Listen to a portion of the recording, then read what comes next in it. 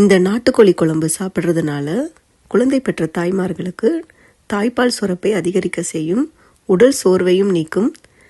நல்லெண்ணெய் 1 ஸ்பூன் ஊற்றி மசாலா வறுத்து எடுத்துக்கலாம். 2 டேபிள் ஸ்பூன் தனியா, 1 டேபிள் ஸ்பூன் மிளகு, வரமிளகா காரத்துக்கு ஏற்ற மாதிரி சேர்த்துக்கோங்க.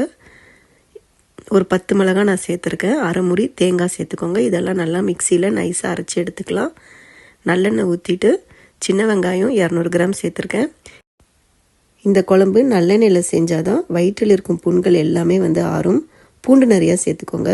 பூண்டு சேர்க்கறதுனால தாய்ப்பால் சுரப்பை அதிகரிக்க செய்யும். வாட்டி எடுத்த நாட்டுக்கோழி சேர்த்துக்கலாம். மசாலாவையும் சேர்த்துக்கலாம்.